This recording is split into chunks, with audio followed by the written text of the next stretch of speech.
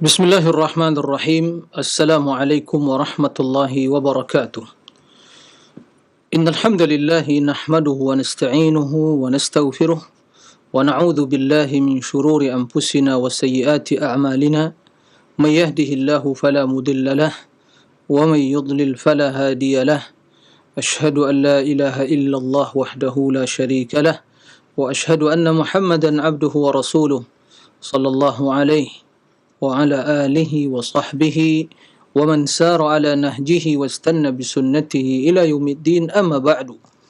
Ikhwatal iman, para pemirsa dan juga para pendengar, kaum muslimin dan muslimat di mana saja antum berada, semoga Allah Subhanahu wa taala senantiasa merahmati kita semua, memberikan kemudahan, pertolongan dalam melakukan ubudiyah sebagai bekal kita menuju negeri akhirat. Allahumma amin. Alhamdulillah, puji dan syukur hanya milik Allah atas limpahan nikmat karunia yang tidak terhitung banyaknya. Yang paling utama dan mulia adalah nikmat iman, nikmat Islam, nikmat sunnah, dan nikmat menuntut ilmu agama sebagai bukti kebaikan yang diinginkan oleh Allah bagi seorang hamba.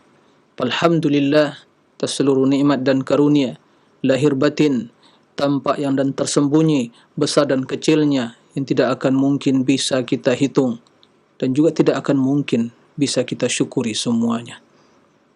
Mudah-mudahan ketulusan niat kita, kecintaan kepada Sang Pencipta yang mengkaruniakan nikmat tersebut, kemudian usaha kita untuk selalu beramal, untuk selalu melakukan ketaatan, mudah-mudahan yang demikian itu mewakili kesyukuran kita terhadap nikmat yang tidak akan mungkin bisa disyukuri seluruhnya. Alhamdulillah, awalan wa akhira wa zahiran wa batina. Kemudian salawat dan salam mari kita perbanyak ucapkan untuk Nabi yang mulia, Nabi Muhammad sallallahu alaihi wasallam. Allahumma salli ala Muhammadin wa ala ali Muhammad. Terutama di hari yang mulia ini, Yaumul Jumu'ah, Sayyidul Ayyam. Allahumma salli wa sallim wa barik wa an'im ala abdika wa rasulika Muhammad. Ikhwatal iman, para pemirsa dan juga para pendengar rahimakumullah.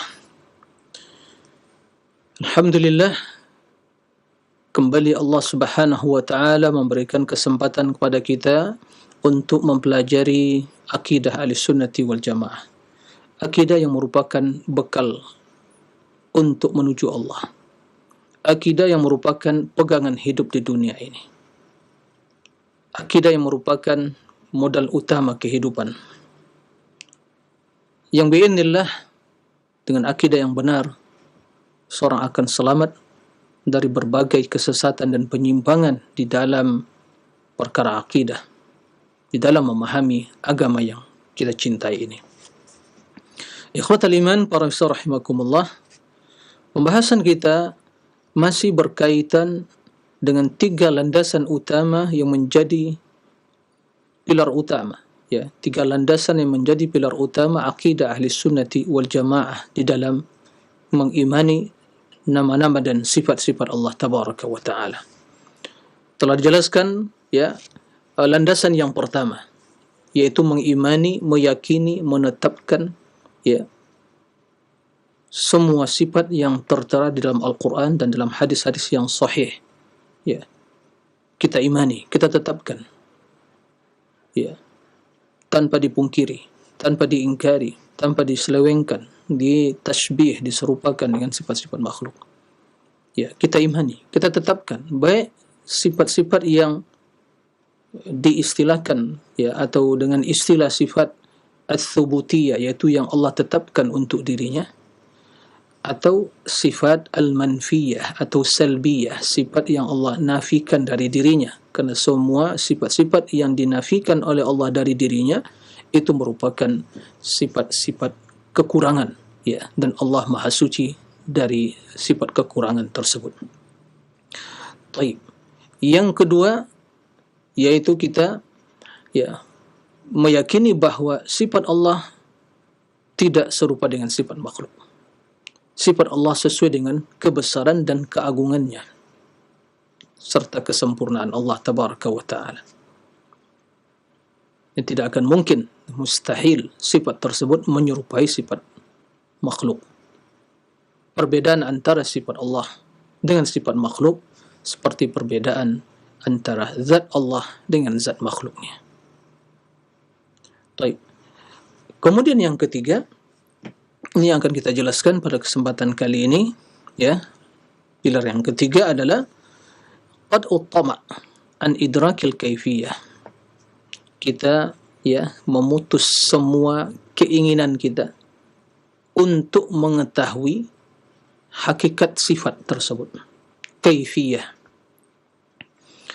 Jadi apapun yang terbesit dalam benak pikiran kita, usaha untuk mengetahui hakikat sifat Allah, maka semua hal itu kita tutup, diputus rantai tersebut. Tidak ada peluang, tidak ada kemungkinan dan peluang sama sekali untuk bisa mengetahui hakikat sifat tersebut. Nah, qat'ut tama' an idrakil kaifiyah. Ahli sunnati wal jamaah, mereka mengimani sifat Allah dan mengimani hakikatnya. Ahli sunnati wal jamaah, mereka mengimani semua sifat Allah dan juga mengimani hakikatnya. Tapi mereka meyakini bahwa hakikat tersebut tidak akan mungkin bisa kita ketahui. Mustahil kita bisa mengetahui ilmu tentang hakikatnya, tentang kaifiyahnya. Nah, jadi bukan berarti hakikat itu tidak ada. Hakikat itu ada. Tapi yang dinafikan oleh ahli sunnah adalah keilmuan kita tentang hakikat sifat tersebut. Yang dinafikan oleh ahli sunnah adalah keilmuan kita tentang hakikat sifat. Artinya, mustahil kita bisa mengetahui hakikat tersebut. Nah, tapi hakikatnya ada. Karena setiap sifat itu pasti memiliki hakikat. Ikhwatal iman, para besar rahimakumullah. Ini pilar ketiga dari akidah ahli sunnah. Yang pertama, kita tetapkan semua sifat. Yang kedua, kita sucikan Allah dari menyerupai salah satu dari sifat makhluknya. Yang ketiga, kita menutup jalan atau usaha untuk mengetahui hakikat sifat. Nah, artinya kita serahkan hakikat sifat itu kepada Allah. Nah, hakikat tersebut kita serahkan kepada Allah. Kita hanya meyakini hakikatnya ada, tapi kita tidak mengetahui. Nah, kenapa demikian, ikhwatal iman, para besar rahimakumullah? Karena sifat tersebut tentu berkaitan dengan zat. Sifat Allah tentu berkaitan dengan zatnya. Karena sifat tersebut ada pada zat. Dan zat itu memiliki sifat. Nah, sebagaimana kita tidak mengetahui hakikat dari zat Allah, maka begitu juga kita tidak akan mungkin mengetahui, tidak ada peluang untuk mengetahui hakikat dari sifatnya. Bagaimana bentuknya, bagaimana caranya, bagaimana itu tidak akan mungkin. Nah, ikhwatal iman rahimakumullah. Kenapa demikian? Karena Allah Subhanahu wa ta'ala telah menjelaskan di dalam Al-Quran bahwa manusia tidak akan mampu, tidak akan mungkin bisa mengetahui hal itu. Keilmuan mereka terbatas. Kemudian perkara hakikat sifat itu merupakan perkara yang gaib, yang tidak bisa dicerna dan dipahami oleh akal, tapi kita mengimani. Artinya akal kita tidak mampu mengetahui hakikat suatu yang gaib, karena memang akal tidak sampai kepada hal itu. Nah, tapi kita meyakini, mengimani, meyakini seyakin-yakinnya bahwa sesuatu yang ditetapkan oleh itu ada hakikatnya. Nah, Allah Subhanahu wa taala menjelaskan di dalam Al-Qur'an ya tentang hakikat yang kita utarakan tadi. Kata Allah Subhanahu wa taala, "Wala yuhituna bihi ilma." Wala yuhituna bihi ilma. Dan mereka, yaitu manusia, tidak akan bisa yuhitun, yaitu meliputi ya tentang Allah ilma, dari sisi keilmuan. Maksudnya apa? Ilmu mereka tidak akan mungkin bisa mengetahui ya, meliputi tentang diri Allah tabaraka wa taala. Wala yuhituna bi ilma. Ini firman Allah tabaraka wa taala. Nah,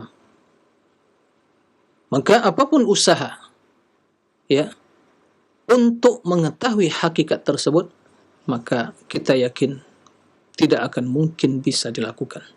Manusia tidak mampu, mustahil mereka bisa sampai pada hakikatnya. Nah, maka secara tinjauan syariat, dalil yang menjelaskan kaidah ini yaitu ayat yang kita bacakan tadi dalam surat Thaha ya, ayat 110, wala yuhituna bihi ilma. Nah, wala yuhituna bihi ilma, yaitu mereka manusia tidak akan mungkin ya, keilmuan mereka bisa meliputi ya tentang Allah tabaraka wa taala. Baik. Ikhwatal iman para misal rahimakumullah. Kemudian bila kita tidak mengetahui hal itu, berarti kita tidak memiliki keilmuan pengetahuan tentang hal itu. Maka secara syariat juga kita diharamkan untuk mengatakan sesuatu, mengikuti sesuatu yang tidak kita ketahui ilmunya. Nah, karena itu hal yang diharamkan oleh Allah.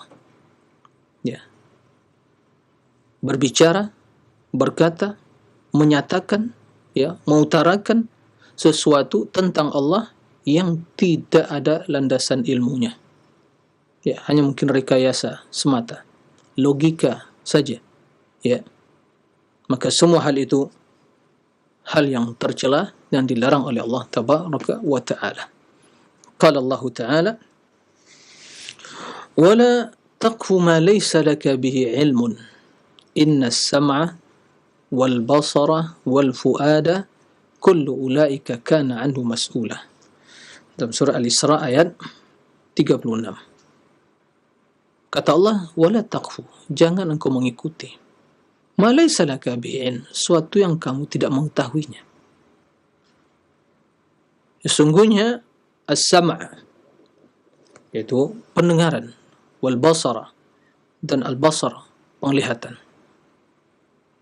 wal fuada, dan hati, ya, termasuk ke dalam hal ini pemikiran dan akal kita, semua itu akan diminta pertanggungjawaban di sisi Allah. Nah, bila seseorang mengikuti sesuatu yang tidak dia ketahui, atau berusaha untuk menguasai, mengetahui sesuatu yang dia tidak mampu untuk melakukannya dan tidak ada ilmu tentang hal itu, tidak ada jalan untuk bisa sampai kepada hal yang demikian itu, maka dia termasuk ke dalam orang yang telah mengikuti sesuatu yang tidak memiliki ilmunya. Maka ini terlarang. Ya. Tidak diragukan bahwa tidak ada jalan untuk bisa mengetahui hakikat sifat. Maka barang siapa yang berusaha untuk mengetahui hakikat sifat, berarti dia telah mengikuti sesuatu yang tidak dia ketahui. Dan Allah melarang hal itu. Maka jelas ini adalah perbuatan yang diharamkan oleh Allah tabaraka wa ta'ala. Baik. Ini tinjauan syariatnya.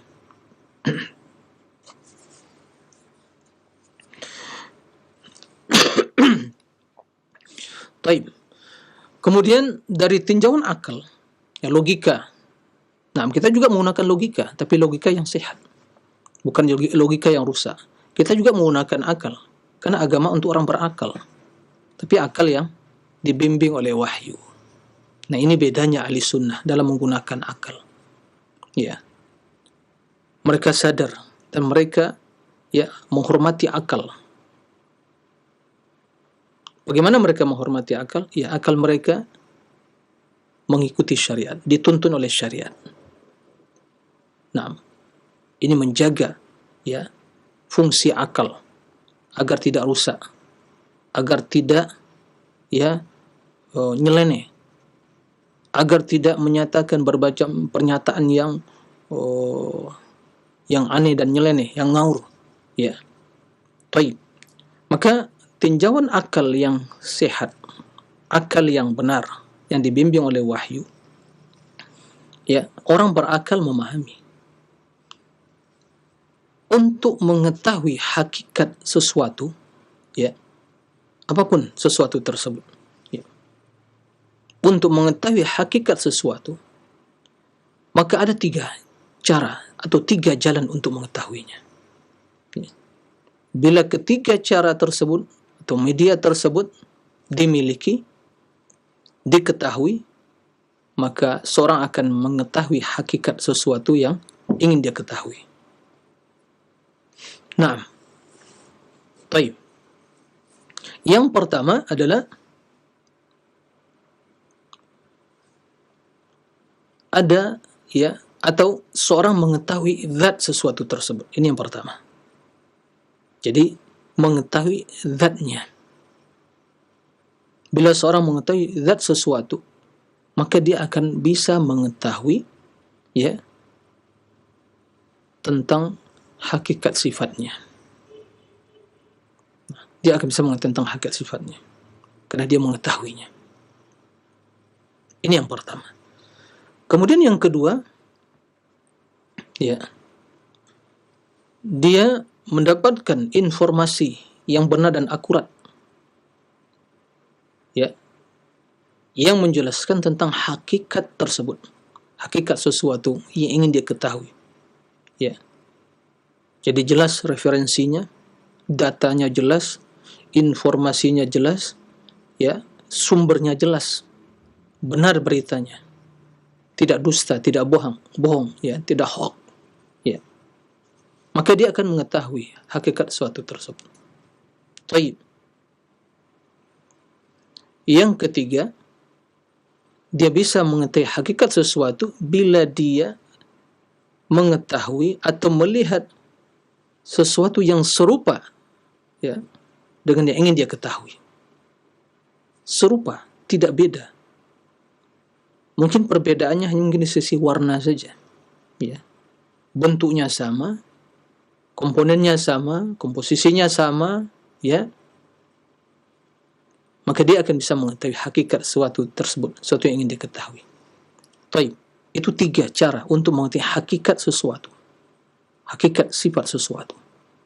Yang menjadi pertanyaan para pemirsa dan juga para pendengar rahimakumullah, apakah ketiga perkara tersebut terpenuhi dalam bab mengenal sifat-sifat Allah tabaraka wa ta'ala? Ya. Apakah ketiga perkara tersebut ya terpenuhi dalam bab yang kita sedang pelajari ini, itu mengetahui tentang hakikat sifat Allah?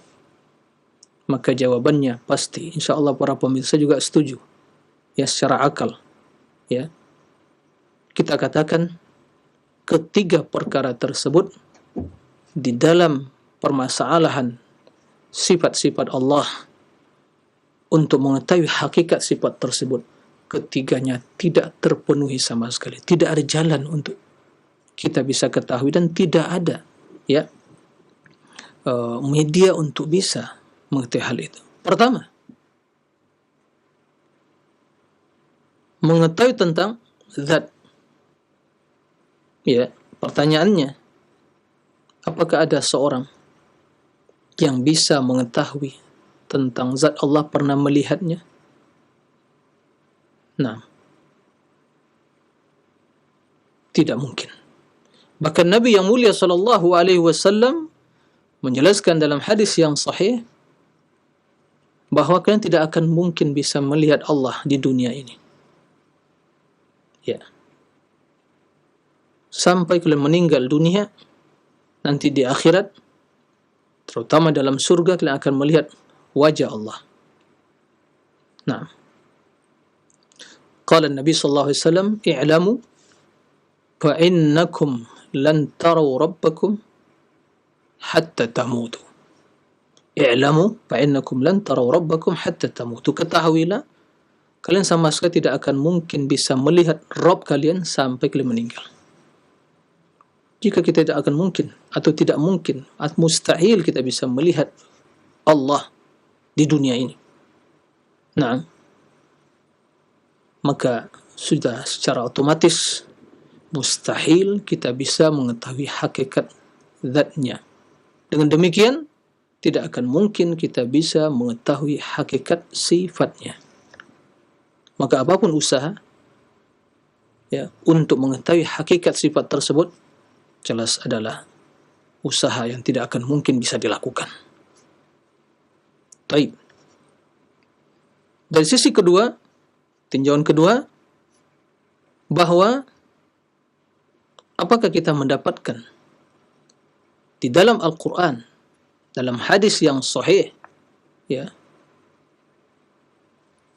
khabar dari Allah dan Rasulnya, ya, berita dari Allah dan Rasulnya, informasi dari Allah dan Rasulnya yang menjelaskan tentang hakikat, ya, tentang hakikat dari sifat Allah.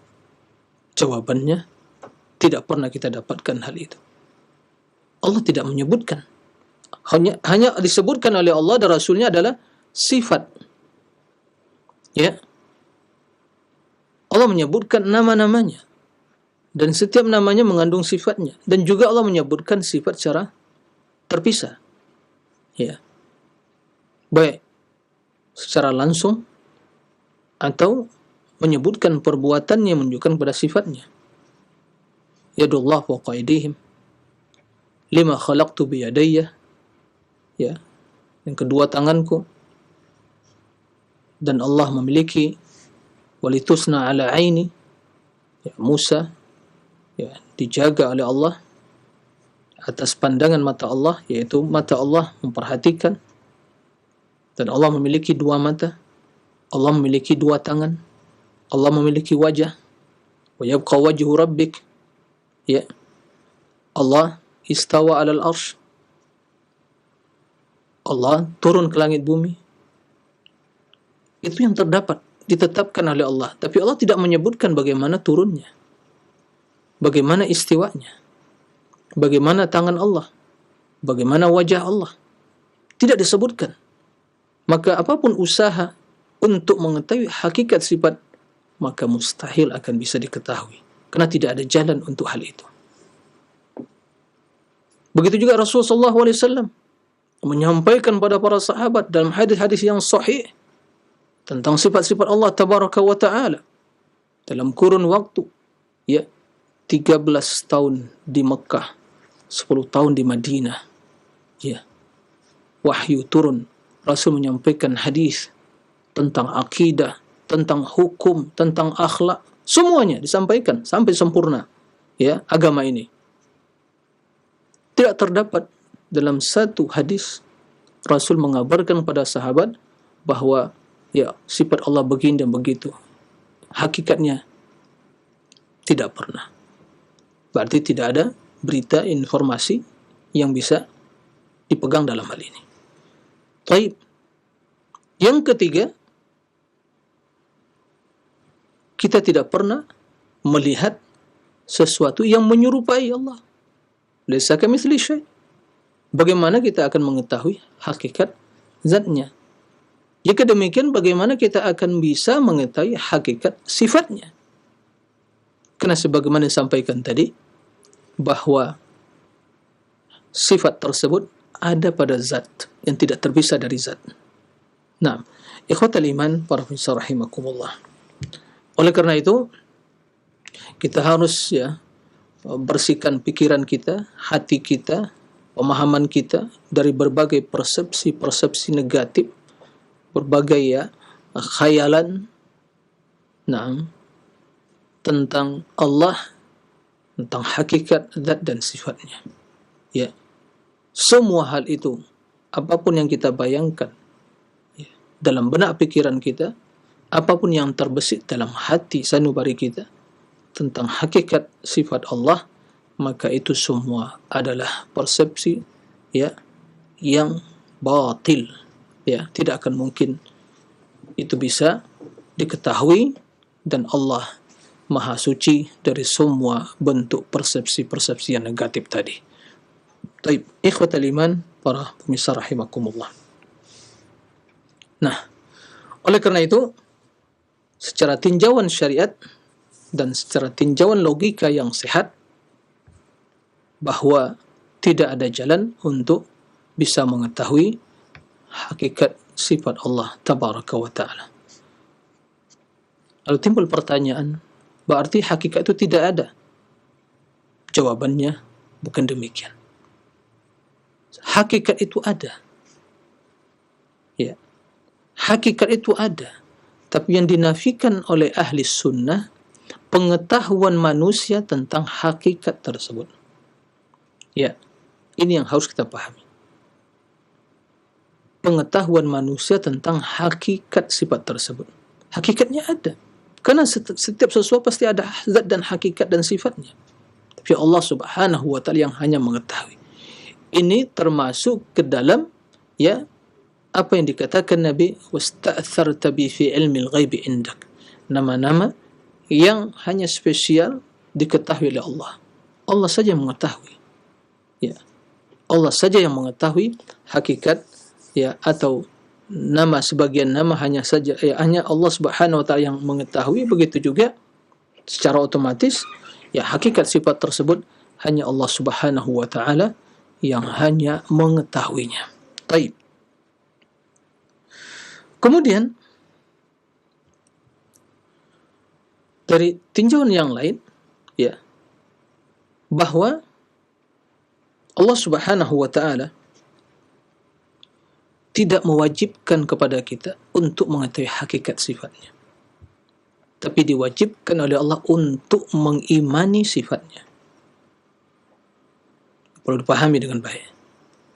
Allah tidak mewajibkan kepada kita untuk mengetahui hakikat sifatnya,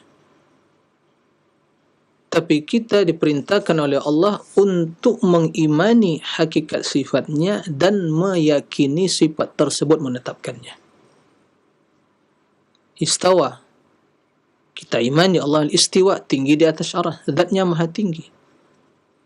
Dan kita imani hakikatnya ada, tapi Allah hanya mengetahui. Dan kita nafikan keilmuan kita tentang hakikat tersebut, karena kita tidak bisa mengetahuinya. La yuhituna bihi ilma wa la yuhituna bihi ilma. Nah, kemudian di antara bukti kebenaran kaidah ini, bahawa bila kita perhatikan madhab salaf, akidah salafus salih dari kalangan para sahabat, kaum muhajirin wal ansar, kemudian tabi'in, kemudian atba'ut tabi'in, salafus salih,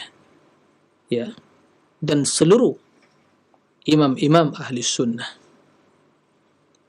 bahawa mereka telah sepakat di dalam akidah bahawa tidak akan mungkin seorang mengetahui hakikat sifat Allah, dan oleh kerana itu kita tidak mendapatkan di dalam perkataan mereka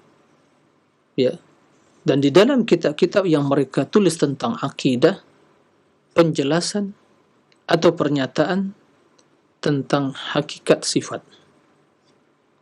Semua mereka melarang, tapi memerintahkan kaum muslimin untuk menetapkan sifat,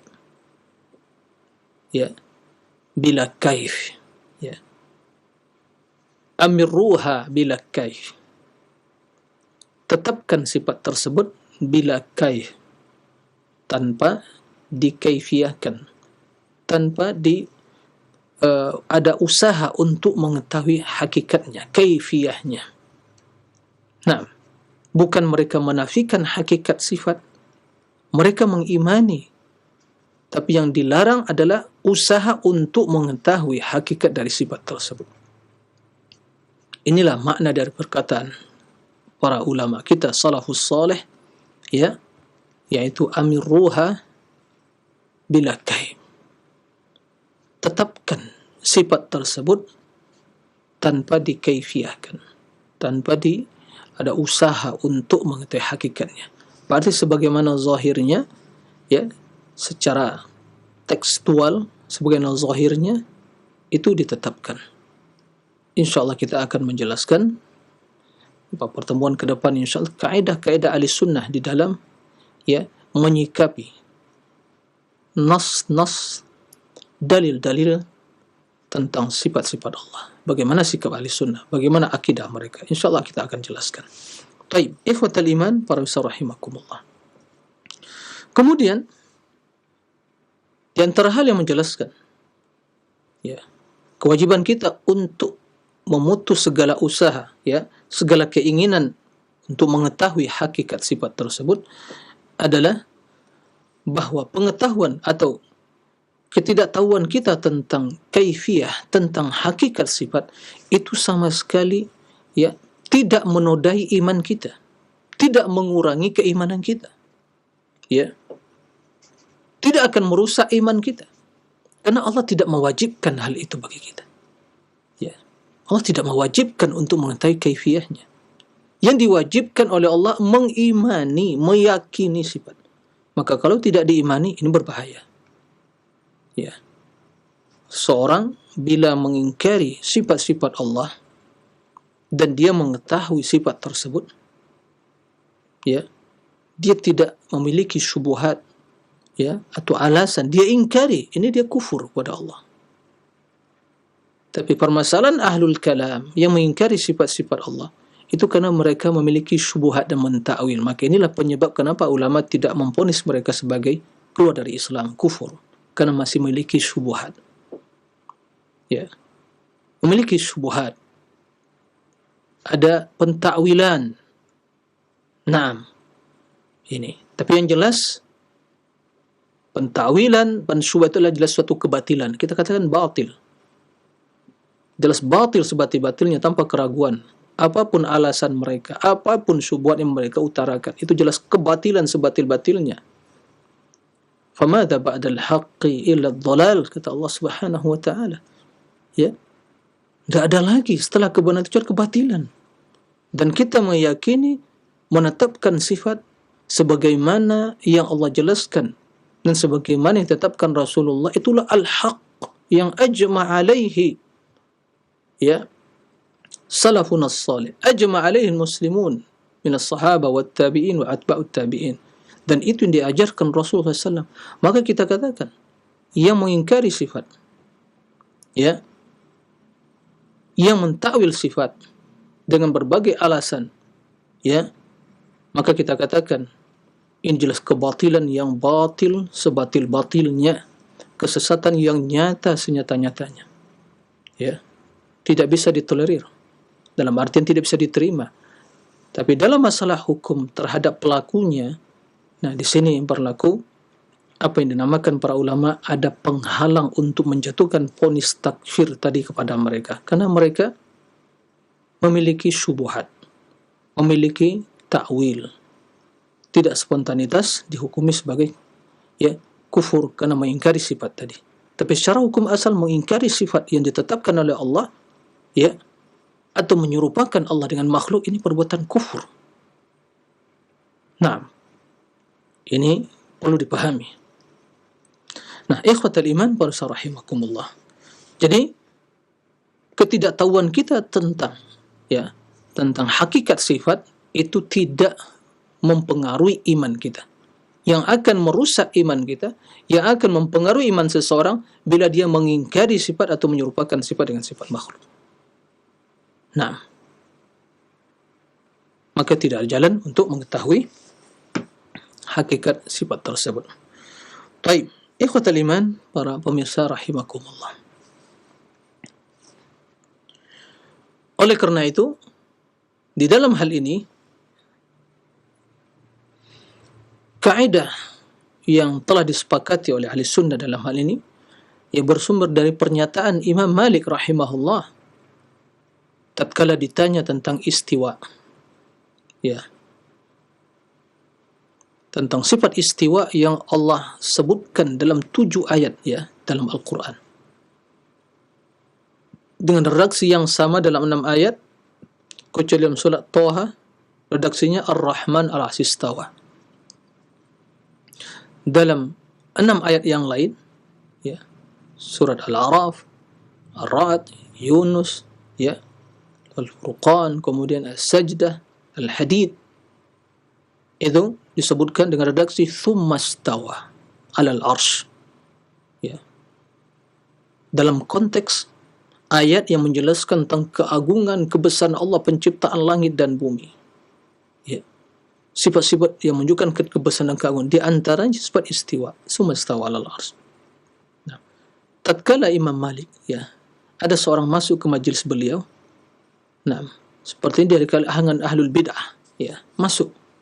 Jadi dia masuk ke majlis Imam Malik ingin membuat syubhat, ya, ingin melontarkan syubhat. Nah, maka dia bertanya, begitu membaca firman Ar-Rahman istawa, yaqul kaifa istawa? Kaifa istawa? Tatkala Imam Malik mendengar, ya, pertanyaan tersebut, seketika itu keluar keringat dingin Imam Malik. Nah, ini menjelaskan pada kita bahawa pertanyaan tersebut pertanyaan yang begitu berat, ya, pertanyaan yang menimbulkan reaksi yang luar biasa. Kerana pertanyaan yang betul-betul pertanyaan besar, pertanyaan yang tidak pernah dilontarkan sebelumnya, ya, kerana suatu yang hanya dimaklumi, diyakini, diimani oleh Imam Malik dan para tabi'in, kemudian sahabat tabi'in dan sahabat, dan itu yang diterima oleh Imam Malik, itu yang diyakini, itu yang diwarisi dari akidah salafus soleh. Mereka semua mengimani, meyakini, tidak pernah bertanya tentang hakikat sifat, tidak pernah mengingkari, mentakwil. Lalu tatkala datang seseorang ke majlis beliau di Madinah tentunya, ya, maka dia bertanya, istawa, kaifa istawa? Ya, maka seketika itu Imam Malik, ya, menjawab, istiwa maklum. Istiwa bahasa Arab maknanya maklum, diketahui. Kalau sekarang tidak mengetahui, ahlul kalam jika tidak mengetahui istiwa, belajar bahasa Arab dulu, ya. Yang tidak mengetahui makna bahasa, ya, makna istiwa dalam bahasa, ya, belajari bahasa Arab. Berarti kan, ya, keilmuan yang keterbatasan ilmu tentang bahasa itu menyebabkan dia tidak mengetahui makna istawa alal arsh. Istawa ala dalam bahasa Arab maklum. Orang Arab memahami istawa, para sahabat memahami istawa, itu ala wartafa, tinggi, di atas sesuatu. Nah, itu yang dipahami oleh setiap orang memahami bahasa Arab, istawa ala.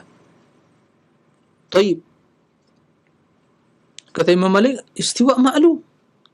Wal kaifu majhul. Kaifiyahnya, hakikatnya majhul. Bagaimana istiwa itu majhul, jangan ditanyakan. Lihat, wal imanu bihi wajib. Mengimani istiwa itu wajib. Naam. Was-su'alu anhu bid'ah. Dan menanyakan tentang hakikat sifat itu adalah bid'ah.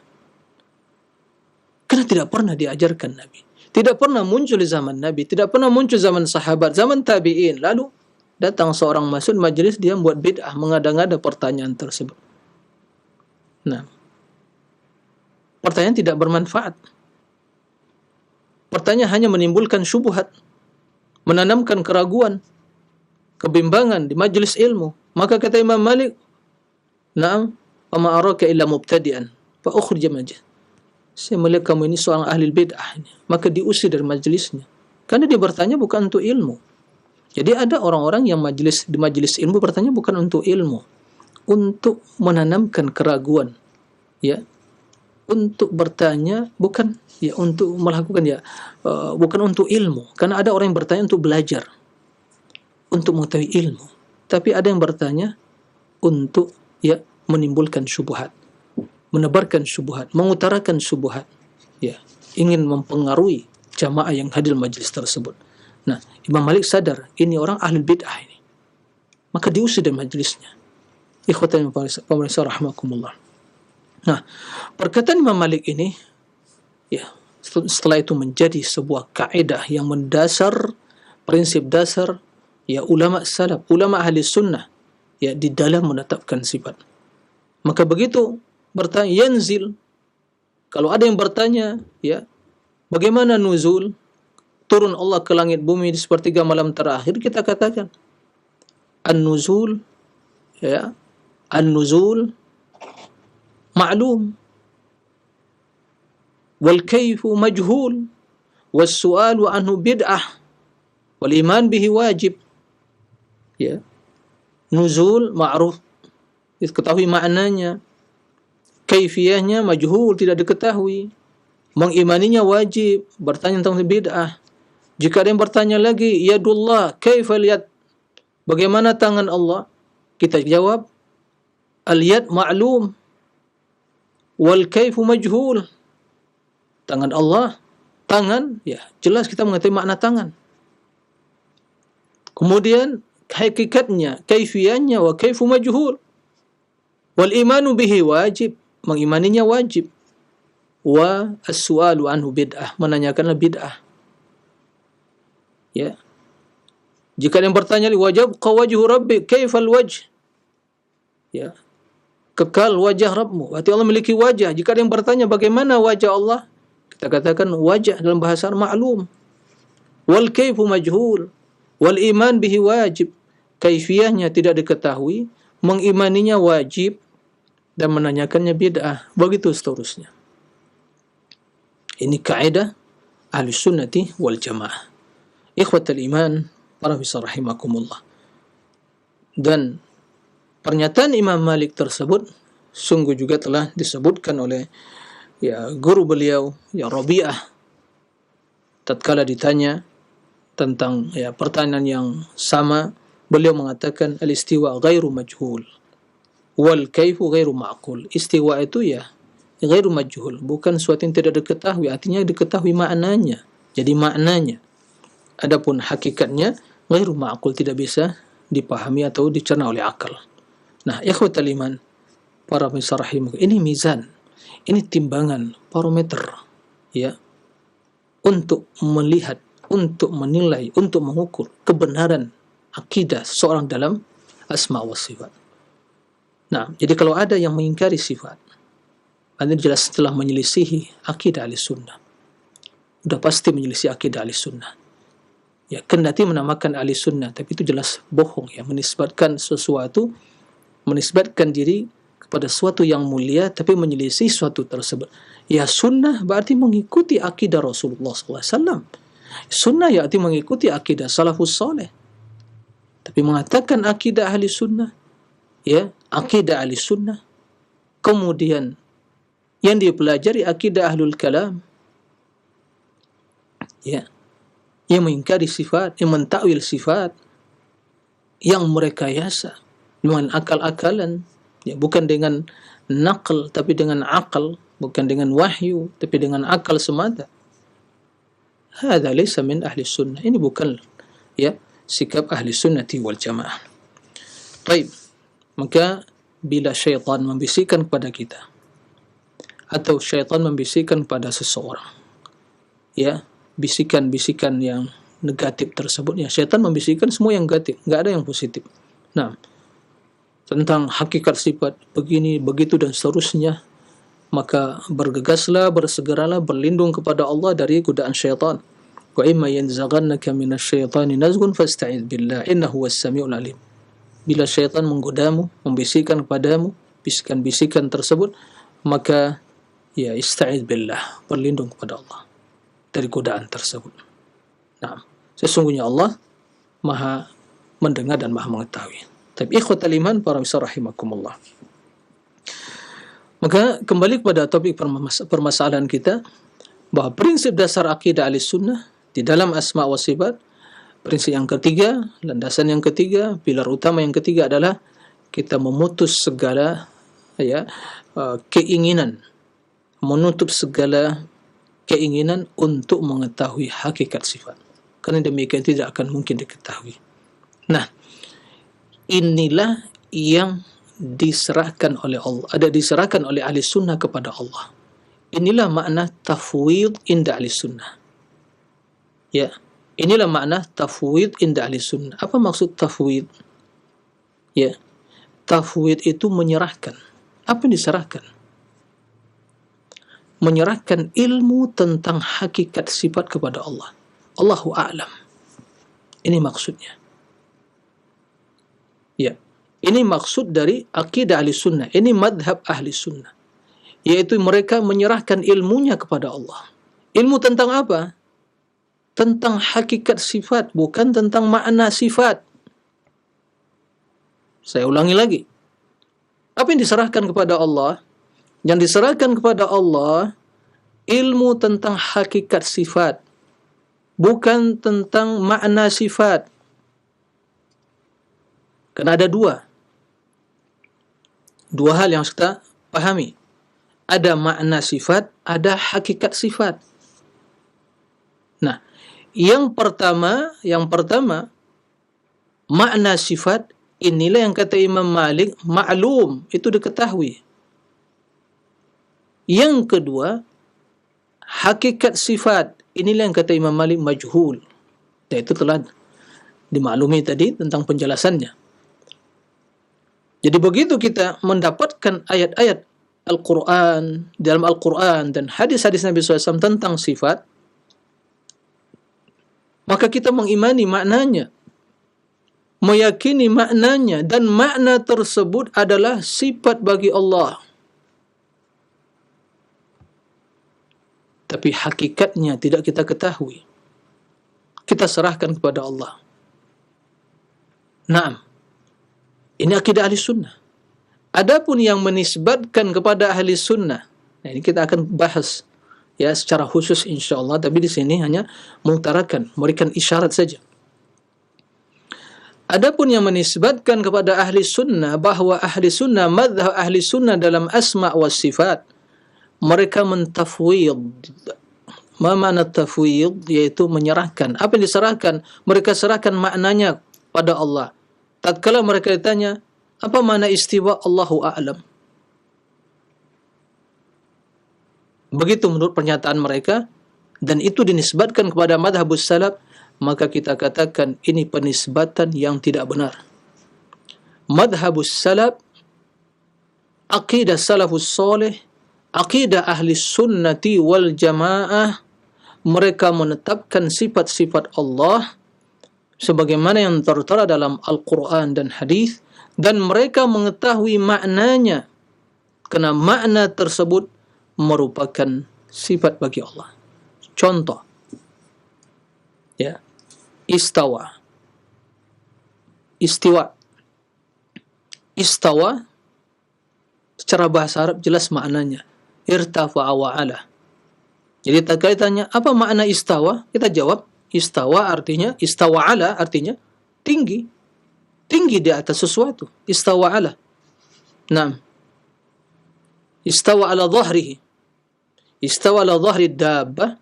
Seorang itu berada di atas ya punggungnya kuda, ya, yang dia tunggangi. Berarti dia berada di atas kuda tersebut. Istawa ala. Istawa alal fulk, berarti di atas ya kapal, ya perahu atau yang sejenisnya. Nah, jadi dia berada atas sesuatu. Istawa ala, itu secara bahasa Arab. Maka tatkala Allah kata istawa alal arsy, ya Allah tinggi di atas arsy. Dan sifat ketinggian tersebut sifat zat Allah tabaraka wa ta'ala. Jadi diketahui maknanya tinggi. Maka ahli sunnah wal jamaah sepakat Allah memiliki sifatnya al-ulu, ketinggian, ulu dzat, zatnya yang maha tinggi, bukan berada di mana-mana ataupun tidak memiliki tempat. Allah maha tinggi. Yang akidah ahli sunnah. Barang siapa yang menyisil itu berarti telah menyisil akidah ahli sunnah, kendati menamakan ahli sunnah. Baik. Jadi diketahui maknanya.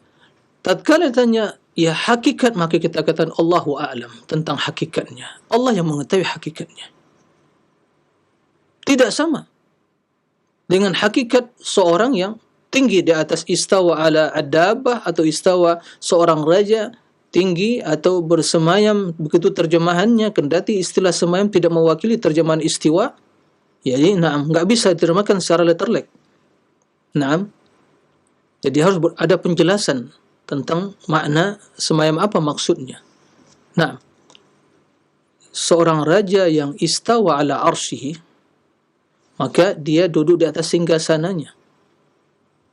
Kenapa kita bisa mengetahui hakikat duduknya raja di atas singgasana? Kita tak melihat raja itu duduk di atas singgasananya dan melihat arasnya, singgasananya. Kita melihat berarti raja itu butuh kepada arasnya, singgasananya. Berarti arasnya lebih besar. Kalau arasnya jatuh, ya, berarti raja akan jatuh. Karena raja membutuhkan aras tadi. Karena dia lemah, terbatas. Jadi bisa kita menentukan hakikatnya karena kita melihat. Tapi istawa Allah, walillahil mathalul a'la. Allah memiliki permisalan yang paling utama dan paling agung. Walillahil mathalul a'la. Istawa 'alal 'arsy. Maka kita katakan tinggi di atas aras, yang tidak butuh kepada aras. Allahu al-ghani al-hamid.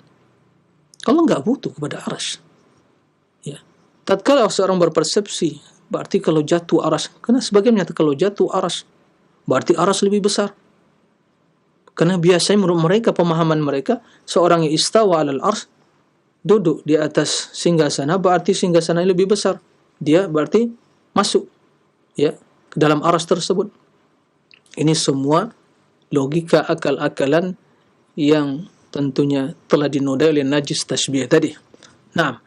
Jadi ikhwatal iman rahimakumullah, yang kita serahkan kepada Allah adalah kaifiyah, hakikat sifat, bukan makna.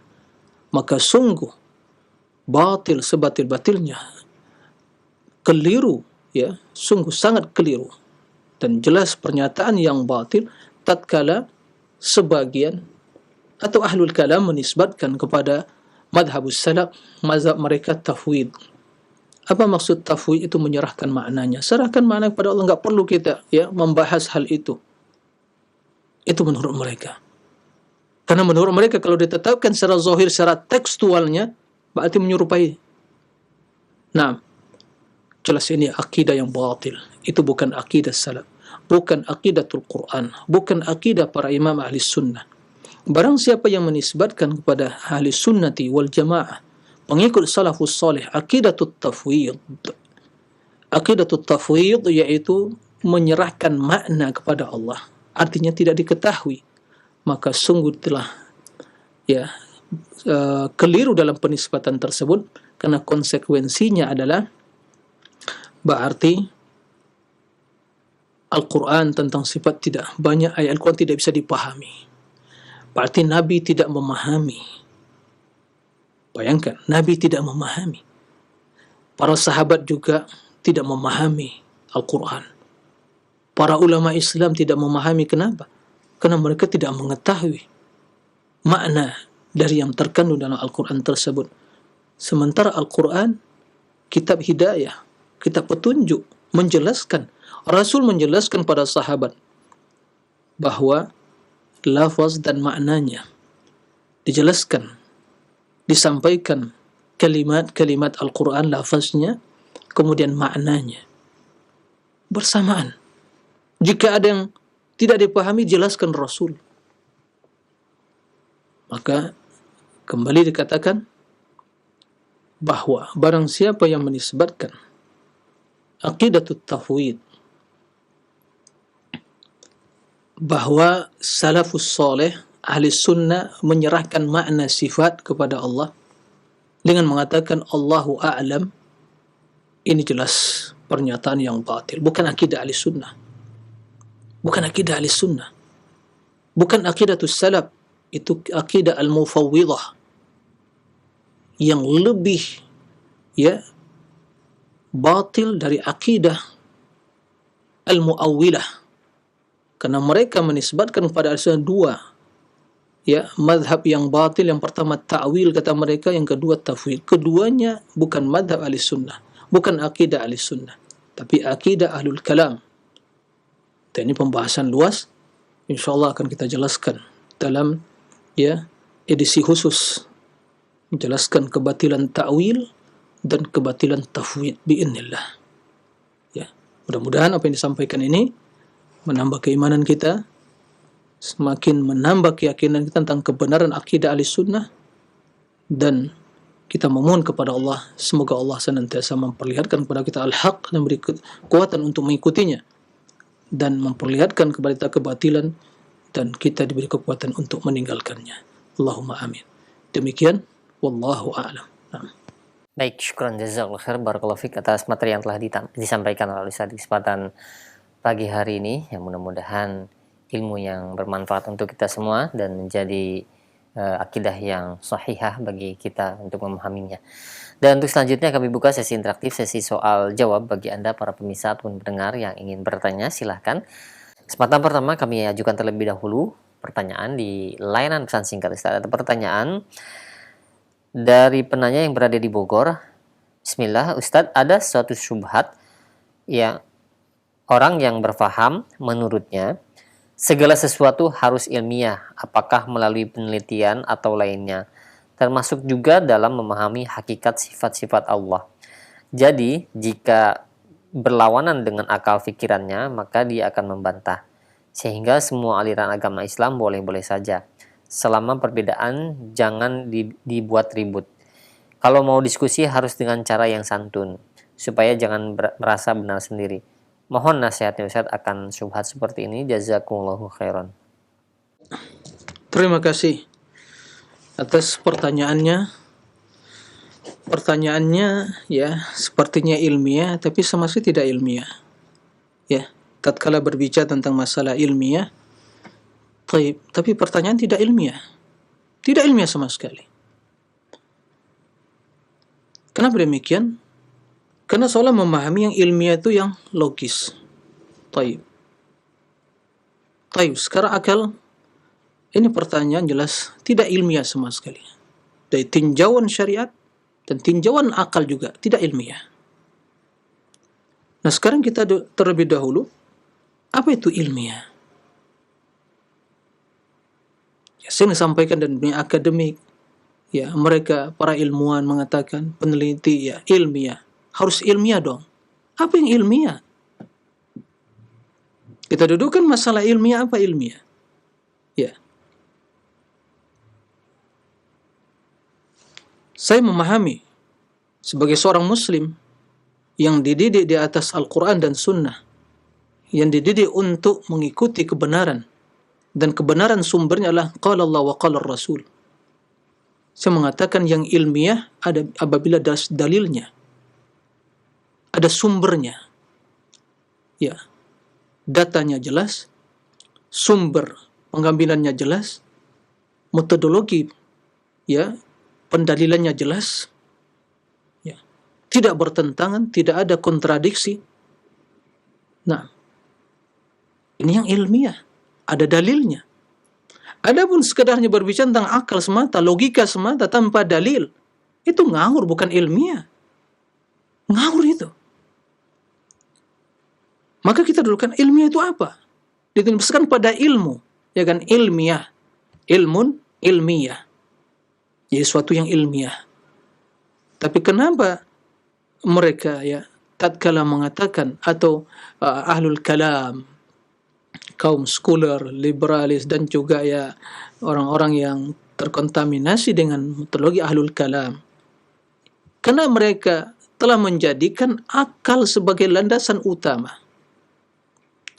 Tatkala mereka telah menjadikan akal landasan utama, lalu mereka membuat sebuah istilah yang ilmiah. Nah, ini yang bermasalah. Tatkala membuat suatu konsep ilmiah menurut akal, lalu istilah ilmiah diselewengkan maknanya yaitu sesuai dengan akal. Jika tidak sesuai dengan akal berarti bukan ilmiah. Lalu begitu mereka memahami prinsip tersebut, lalu tatkala mengkaji permasalahan-permasalahan ilahiyat atau teologi menurut mereka, istilah mereka seperti teologi, ya, mereka mendapatkan. Kalau ditetapkan begini, menurut akal mereka berarti menyerupakan. Jika demikian, berarti nggak boleh ditetapkan. Ya, itu namanya akal-akalan bukan ilmiah. Yang pertama, kita katakan, kita sepakat dulu nih, Al-Quran ilmiah nggak? Hadis ilmiah nggak? Kalau yang berbicara, yang mengutarakan pertanyaan tidak mengakui Al-Quran ilmiah dan hadis ilmiah, dah selesai masalah, nggak perlu kita diskusi. Nggak perlu. Karena ilmiah yang apa mau diutarakan? Tapi mungkin logika. Yang ilmiah juga, tapi secara logika kita sampaikan tentang masalah sifat. Logika mengatakan yang berbicara tentang sesuatu, logika memahami bahwa yang berbicara tentang sesuatu, dia lebih mengetahui apa maksud perkataan dia. Itu logika. Yang berbicara, yang mengatakan sesuatu, maka yang paling mengetahui tentang sesuatu tersebut adalah yang berbicara tadi. Tatkala seorang berbicara tentang dirinya, siapa yang lebih mengetahui tentang makna perkataan dia? Ya dia sendiri. Adapun interpretasi yang lain menakwilkan, kita katakan, loh, yang berbicara tidak memahami seperti itu. Anda memahami. Menurut logika Anda, ini ilmiah atau tidak? Enggak ilmiah. Ngaur. Itu kan ilmiah. Logika. Nah, dalam yang kita katakan, sekarang yang berbicara tentang sifat, siapa? Yang menjelaskan tentang sifat dalam Al-Quran siapa? Allah langsung. Timbul pertanyaan. Siapa yang lebih mengetahui tentang Allah? Allah sendiri atau ada yang lain lebih mengetahui?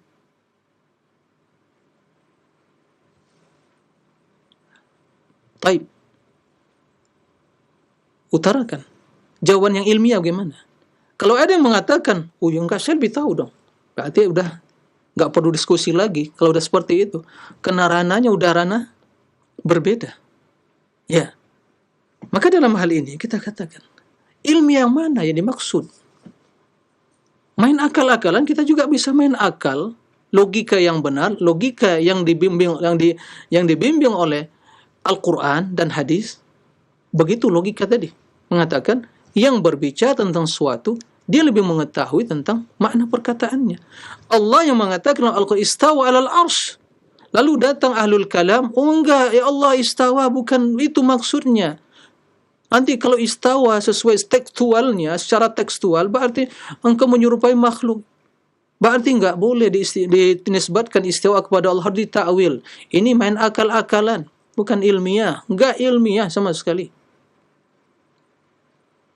Allah yang mengetahui, antum a'lamu amillah, kata Allah. Kalian lebih mengetahui atau Allah?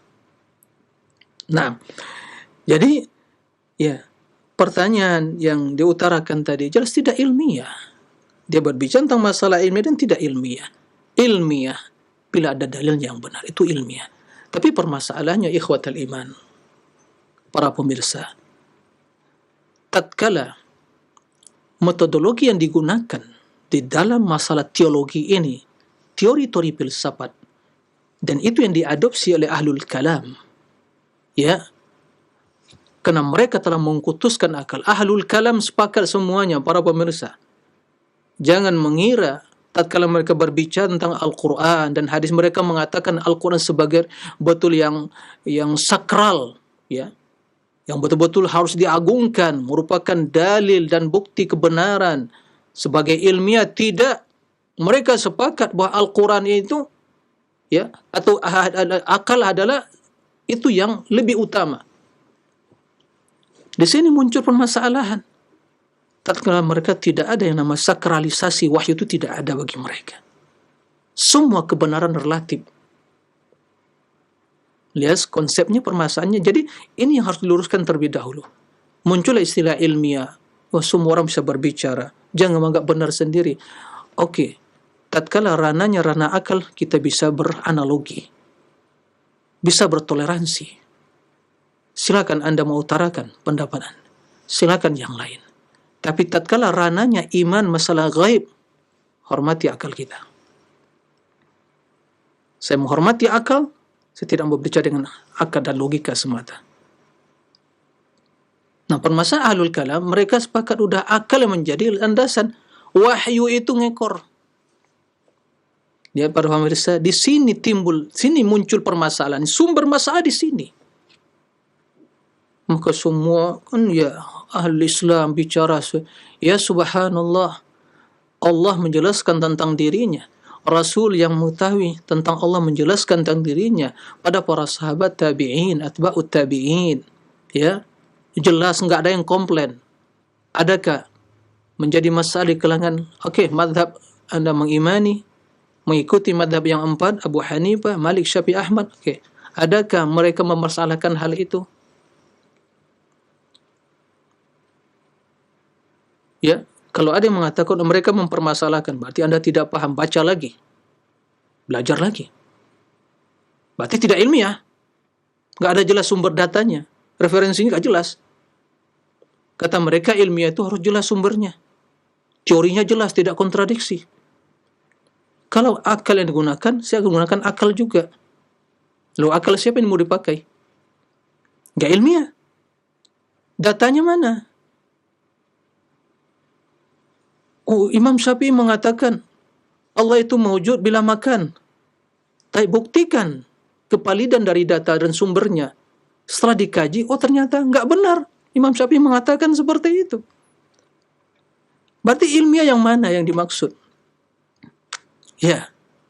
Jadi pembahasan ini, jawaban ini, ya pertanyaannya bentuknya ilmiah tapi tidak ilmiah, maka yang dimaksud ilmiah. Oleh karena itu, bila kita kembali kepada pola pikir ahlul kalam yang mengatakan ya kebenaran itu ya relatif, semua mengutarakan pendapatnya.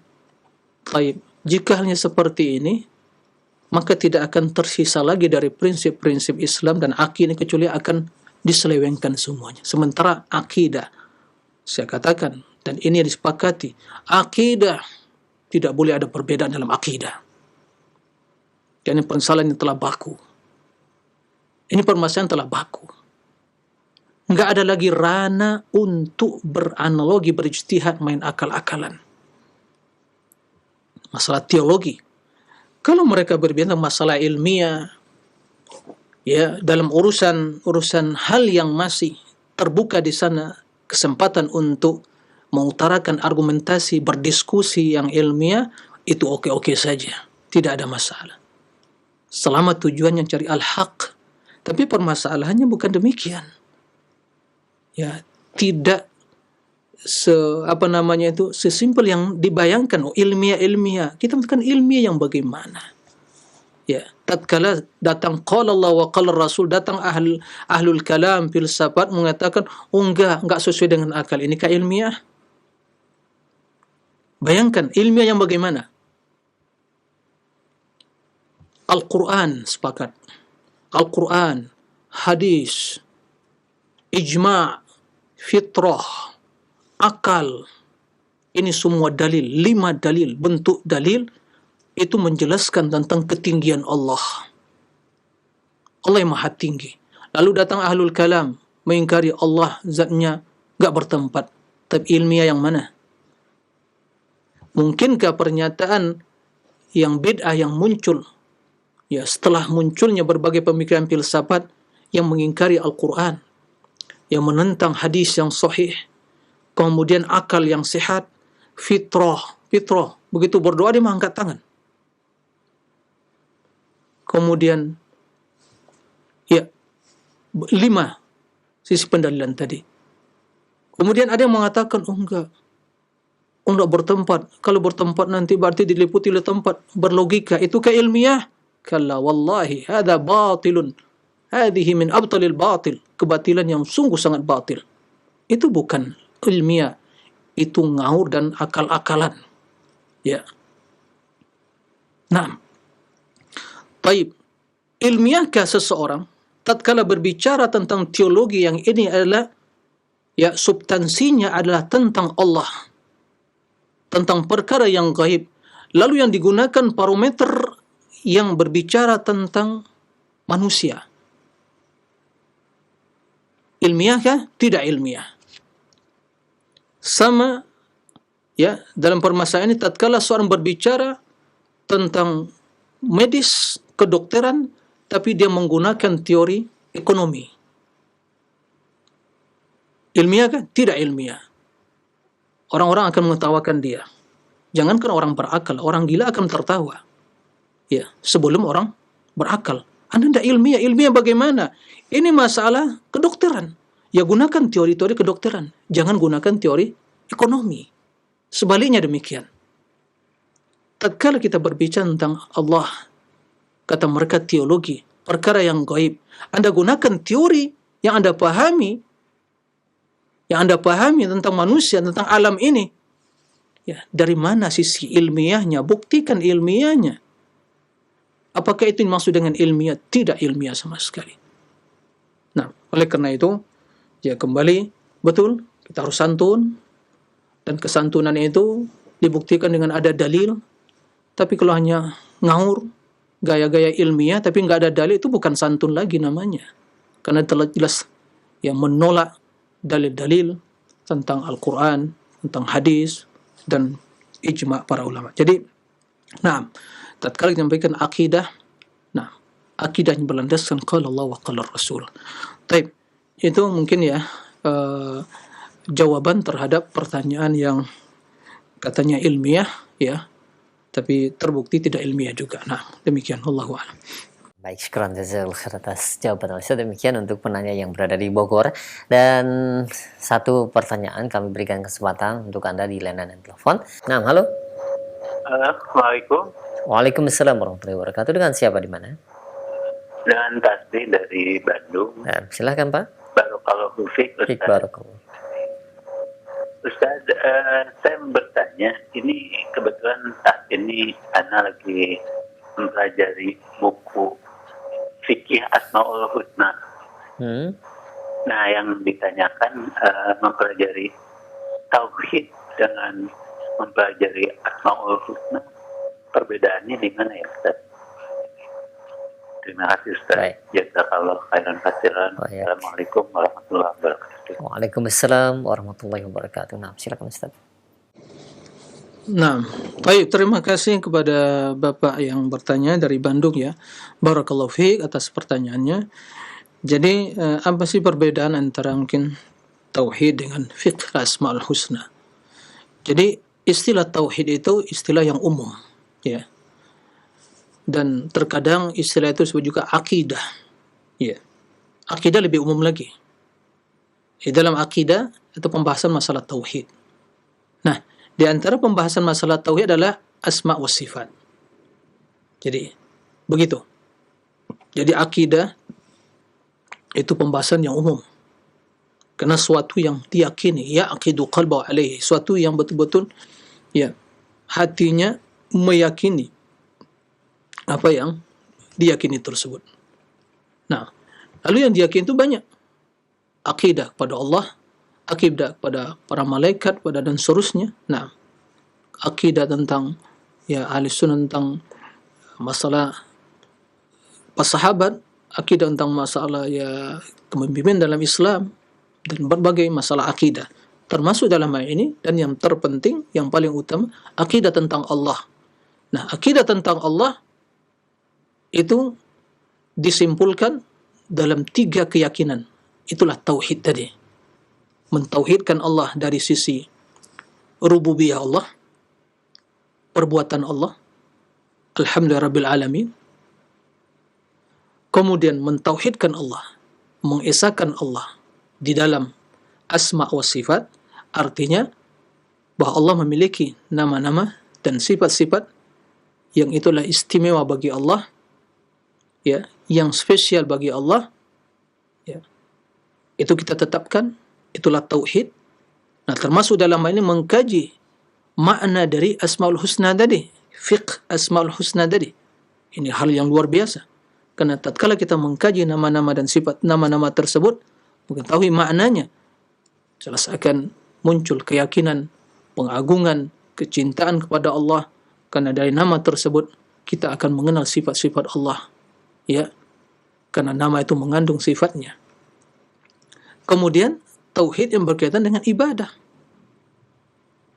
Artinya mengikhlaskan ibadah kepada Allah. Allah Rabbul Alamin yang berhak diibadati. Tidak ada kesyirikan. Nah, jadi kesimpulannya tauhid itu lebih khusus, ya. Dan fiqhul asma wa sifat itu masuk ke dalam tauhid. Jadi lebih khusus lagi. Jadi urutannya akidah mencakup tauhid, tauhid mencakup, ya, asma wa sifat. Jadi asma wa sifat tadi masuk dalam tauhid, kemudian tauhid masuk dalam masalah akidah. Naam, seperti itu. Nah, ini korelasi dan hubungan antara tauhid dengan asma wa sifat tadi. Naam, demikian wallahu a'lam. Syukran jazakallahu khair atas jawaban Ustaz. Demikian, dan satu kembali kami berikan kesempatan untuk Anda yang ingin bertanya di layanan telepon. Nah, halo. Assalamualaikum Ustaz. Waalaikumsalam warahmatullahi wabarakatuh. Dengan siapa di mana? Anak Bu Rosyad dari Tangerang. Tangerang, silahkan Pak. Oh, bertanya Ustaz. Nah, Diperbolehkankah jika memberi nama seseorang dengan nama Asmaul Husna?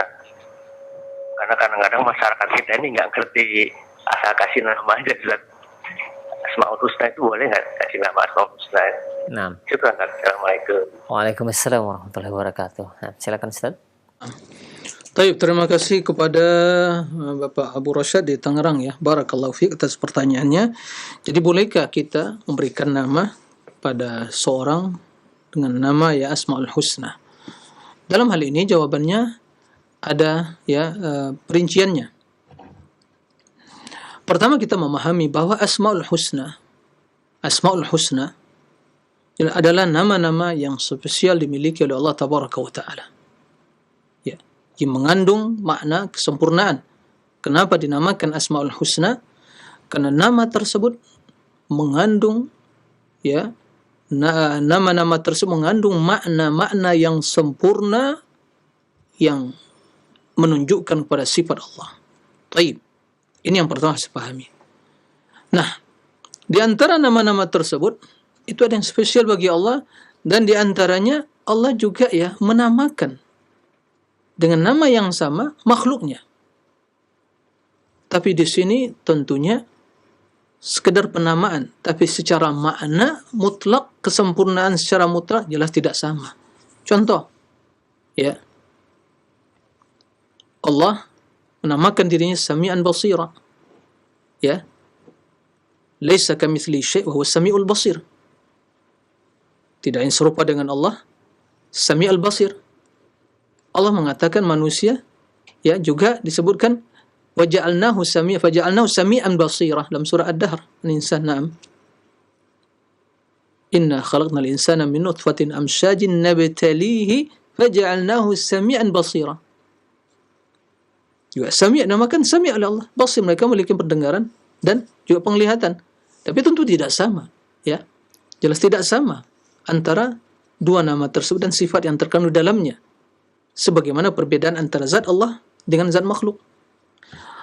Allah juga menamakan Rasulnya, ya, Raufur Rahim. Artinya sifatnya Raufur Rahim. Ya, laqad ja'akum rasulun min anfusikum azizun ma'anittum harisun alaikum bil mu'minina Raufur Rahim. Raufur Rahim. Raufur Rahim. Nah, dan di antara nama Allah Rauf, Ar-Rahim, Ar-Rahman Ar-Rahim. Nah, Ar-Raufur Rahim. Jadi di sini kenapa? Karena Ar-Rauf, Ar-Rahim mengandung makna ra'afah wa rahmah, kasih sayang. Ya, manusia juga memiliki kasih sayang, tapi tentu tidak akan sama. Nah, jadi intinya adalah nama-nama yang juga di sana, ya, tidak dalam artian tidak spesial secara keseluruhan bagi Allah, tapi juga di antara makhluk memiliki makna tersebut, kendati jelas tidak mutlak, maka sekedar penamaan dengan tersebut boleh. Rauf. Nah, begitu. Tapi bila disertai dengan Ar-Rauf, yaitu jelas Allah. Alif lam di sini itu menunjukkan kepada istighraq. Bahasanya itu mengandung kepada makna semua yang mencakup kepada makna tersebut. Maka itu bagi Allah Subhanahu wa taala. Nah, begitu juga Ar-Rabb, ya. Rabbul Alamin, Ar-Rabb. Bila diucapkan Ar-Rabb itu hanya Allah. Ya, atau kemudian juga Rabbun. Ya, mutlak Rabbun. Tapi bila dinisbatkan susunannya, ada istilah susunan, ada mudhafun ilaihi dinisbatkan, maka Rabbun itu bermakna Malikun. Man Rabbu hadzal bait? Man Rabbu hadhihi dabba? Siapa yang punya rumah ini? Man Rabbu hadhihi sayyara? Siapa yang punya mobil ini? Ya, mana Rabb kan? Tapi bila katakan alhamdulillahi rabbil alamin, ya, maka di sini hanya Allah Subhanahu wa taala. Ya. Atau begitu juga nakirah, Rabbun. Ya. Man radiya billahi rabba. Nah, jadi bila nama tersebut spesial bagi maka tidak boleh. Kendati demikian, yang utama, yang lebih utama, ya, Aziz. Aziz juga antara mahwal Azizul Hakim. Tapi juga ada namakan ya Aziz. Ya. Seorang raja makan Aziz. Qala imra'atul Aziz turawidu fataha. Naam. Seperti itu. Jadi hal-hal yang seperti itu boleh, ya. Tapi tentunya bila menggunakan Al-Aziz, ya ini hanya Allah Subhanahu wa taala. Tapi kata Azizun, ya Aziz, datang sini tidak ada masalah. Tapi kalau ya Al-Aziz, ayyuhal Aziz, Al-Aziz, maka ini khusus bagi Allah. Karena Al di sini itu mengandung makna istighraq, mencakup seluruh makna izzah. Karena Allah mengatakan juga kullillahil izzatu wali rasuli walil mu'minin. Jadi izzah ada bagi Allah, bagi rasul, bagi orang beriman. Tapi tentu tidak akan sama, ya. Hakikat dan juga makna izzah bagi Allah, izzah bagi rasulnya, izzah bagi orang beriman, sebagaimana perbedaan antara zat Allah dengan zat makhluknya. Tapi yang lebih utama dalam hal ini adalah kita menghambakan diri kepada Asmaul Husna tadi, nama Allah, yaitu Abdul Aziz, Abdul Rauf, Abdul Rahim, Abdul Rahman, Abdul Rabb, Abdul Ilah, Abdul Sami', Abdul Basir, hakadha. Ini yang lebih utama. Nah, demikian wallahu a'lam. Nah, baik, syukran jazakallahu khair atas jawaban Ustaz. Demikian, dan satu pertanyaan terakhir kami ajukan di layanan pesan singkat Ustaz. Dari Taufik yang berada di Asahan. Assalamualaikum, ya Ustaz, bagaimana dengan pertanyaan siapakah yang menciptakan Allah? Apakah hal ini merupakan kekufuran? Karena mereka mengatakannya setiap yang ada tentu ada yang menciptakan, Ustaz. Mohon penjelasannya. Terima kasih atas pertanyaannya. Taufik dari Asahan, ya, barakallahu fiik. Ini pertanyaan adalah bisikan syaitan. Ya, bisikan syaitan. Nah, kalau itu dirasakan oleh seorang yang beriman, ada bisikan seperti itu sebagai pertanda di hatinya ada keimanan. Ya. Maka bergegas, ya. Ucapkan, ya, asyhadu an la ilaha illallah, amantu billah, asyhadu an la ilaha illallah, ya, a'udzu billahi minasyaitonir rajim. Putus, ya, rantai pertanyaan, jangan beri peluang. Ini pertanyaan syaitan yang membisikkan kepada akal manusia. Nah, oleh karena itu dahulunya dalam Sahih Muslim, jadi sahabat merasakan ada sesuatu, ya, bisikan hadza khalqullah, ya. Ciptaan Allah, langit dan bumi. Lalu ada pertanyaan, man khalaqallah? Lalu siapa yang menciptakan Allah? Para sahabat bertanya, mereka khawatir apa ini kekufuran atau tidak. Apa kata Nabi sallallahu alaihi wasallam? Dzaka sharihul iman. Itu pertanda ada ketulusan iman dalam jiwa kalian. Makanya syaitan berusaha untuk merusak iman kalian.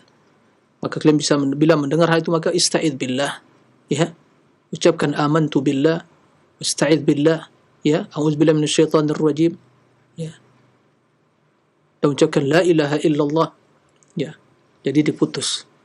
Maka tatkala kita berbicara tentang makhluk, ya, pantas kita bertanya, siapa yang menciptakan?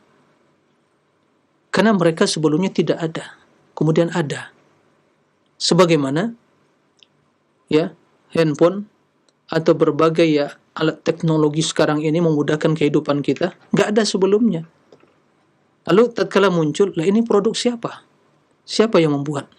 Itu logis, itu yang logika. Kenapa? Kenapa logika?